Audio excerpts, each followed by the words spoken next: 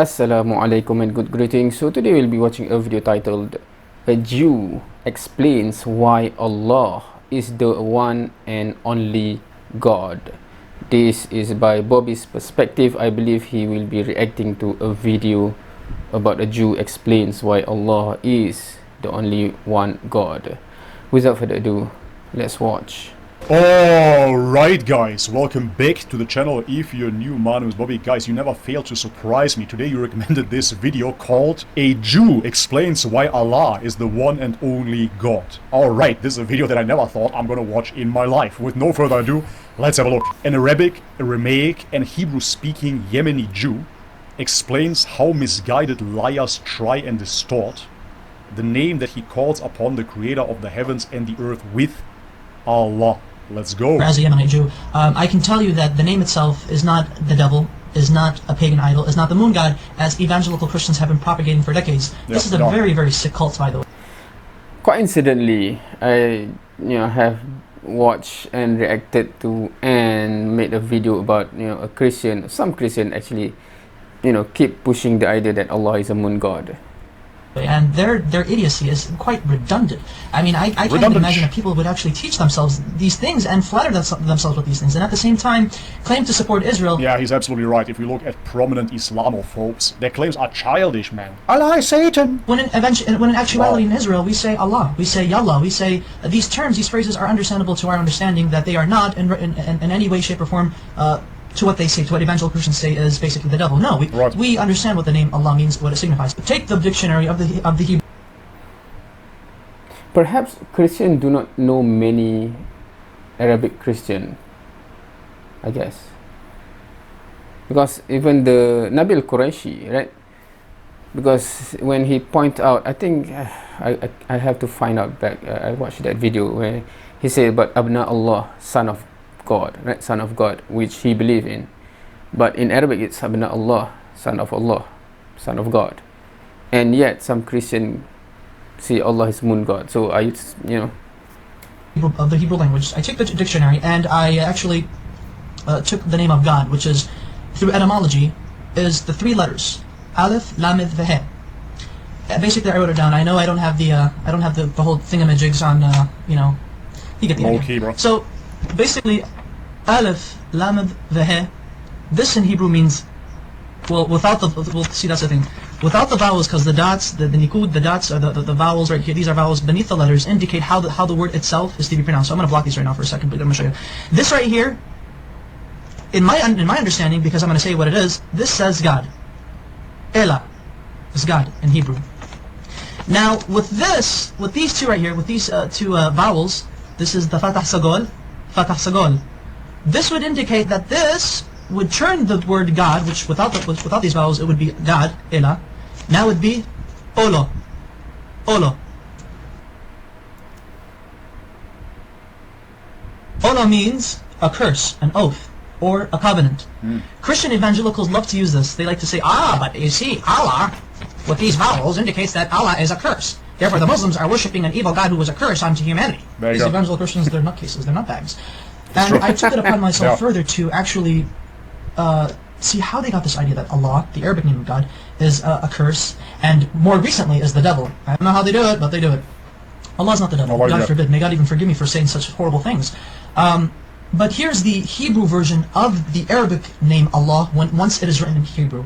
The Arabic name Allah has 4 consonants, because Hebrew is like Arabic, it's almost similar. Same alphabet, same thing, just different script. This is the Arabic name of God. This is how the script is. This is what it's connected, because Arabic is a cursive language. This is the connected form, but however, it is 4 letters. 1, 2, 3, and 4. I'm going to have to baby you guys into this. Now this is the name of God, Allah in Arabic, but broken up, so that way each letter is given its position. This is Aleph, this is Lam, this is Lam, this is He. So Allah. Okay. Now this right here, Allah in the Arabic script, this is how it would become rendered in the Hebrew rendition. That way, Allah in Hebrew would be Aleph, Lamed, Lamed, He. Okay. Now how do we get this, which this right here is, this basically means cursed. And the only reason why this means it's cursed, because of these 2 vowels. There are 7 letters in the Hebrew language that look like this, that have these 3 consonants. There are 7 Hebrew words in the Hebrew language that have these three consonants and they're both the same. How do Hebrew-speaking Jewish people or non-Jewish people know? How do they differentiate? How do they know when a curse means a curse and God means God? Because this right here, without the vowels, this literally means God. This right now I'm just, or God. It says Ella, Ella. Now with the vowels, it means Ola, which means a curse. This right here. I'm actually going to write down the proper Hebrew name of God with the correct pronunciation. This is how we know. This is how we can tell when God is God and when the letter represents, or when the word is God, or when the word means curse. Okay. There we go. Notice the symbol, notice the vowels. This becomes A, and this dot right here, the holom, it becomes Alo. Alo. Olo, and Alo. Olo, Alo. Can you see the difference? This right here, though they have the exact same letters, Everything is rendered the same thing. However, the use of vowels in the Hebrew language allows us to make distinctions between the understandings of what the words mean, what they imply. This may mean curse, but this at the same time may mean God. Okay, it's fine. In Arabic, God can also be written without using two L's. So it could actually be Alif, Lam, the He. So Ilah, which is the exact same thing as Allah. The exact same thing, he says, huh? Their understanding of how they approach God is exquisitely the same. We do not share the system of belief with Christians that they and us worship the same God. No, we do not. So help me God. But Christian evangelicals do not worship the God of Israel. They do not worship the Islamic perspective of God. Maimonides, one of our... Yeah, but here he said something that I disagree with. The God of Israel. I do not believe in the God of Israel at all. I believe in the God of the worlds, the creator of everything. I don't believe that he is limited to a location. Greatest philosophers in Judaism, as well as a religious philosopher of Judaism, has quoted extensively in his beautiful Igeret Teman, or the Epistle to Yemen, in which he was basically teaching and basically answering many questions brought forward to him. The Jews of Yemen asked, what is your position of Muslims? Are they considered idol worshippers? Are they considered paganists? And Maimonides said, the Muslims, the idolatry has been removed from their hearts. A Muslim does not know idolatry, he does not know paganism, he has no form of whatsoever of any grain left in his heart. Therefore it is permitted unto a Jew, when he enters a land where he cannot find a synagogue, that he is allowed to pray in a Muslim mosque. He's okay, it's fine, it's okay. Hey, I can go to a Muslim mosque and pray if I have to, if I can't find a shul. However, Maimonides says, be careful. If a Jew enters a land where there is no mosque or a synagogue, then he is forbidden to enter a Christian church if there is one. Do not pray in a Christian church. And the reason why is because Christians do not worship the same God we do. They worship a pagan. They are idolaters. They are called Avodah Zarah in Hebrew, which means idol worshippers. So exquisitely said, so wonderfully stated. Oh my goodness! And you know, it's quite interesting that unfortunately there should be more Jews actually stating the facts as it is. That you know, Muslims and Jews and Muslims, we both worship the same God. No matter what these crazy evangelical Christians are saying, they're basically nutbags. Whatever they say, they just try to come up with exceeding lies, redundant lies. The type of lies that only a child in the kindergarten could easily make up. I agree with that. Emphasize that Arab Christians, and you know, this is what's also funny, and thankfully I remember this, because this is what I really wanted to say, and get a load of this Christian evangelics, I should refer to you guys as evangelics. There are actually 20 million Arab Christians in the Middle East today, as well as the United States, as well as around the world.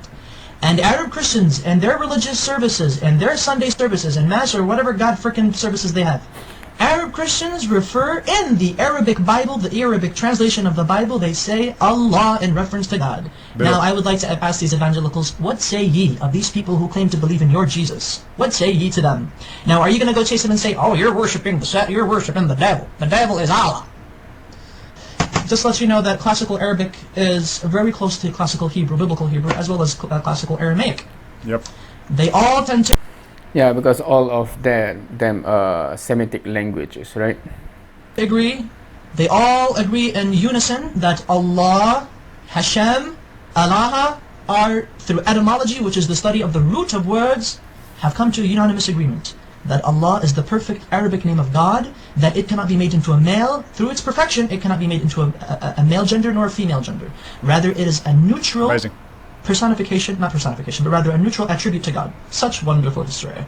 Alright guys, and this is it for today's video. Nothing new to me personally, it is just common sense. Nevertheless, it was good to hear it from a Jew that was speaking Arabic, Aramaic and Jewish apparently, and he of course understands that Allah means God. It is very, very simple. And yes, I agree as well here that it is absolutely childish when you see how those Christian apologists debate against Allah. It's ridiculous. As I said already, all you need to see is how Orthodox Christians, original Christians, say God in Arabic.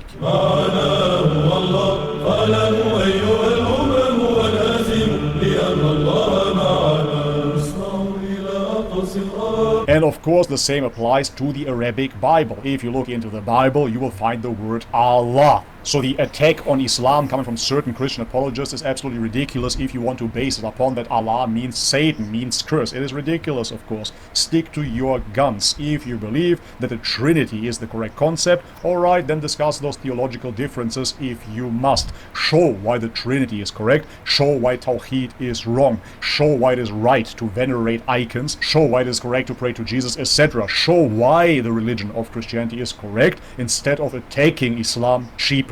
Alright guys, but this is it for today's video. If you liked it, leave the thumbs up. If you have...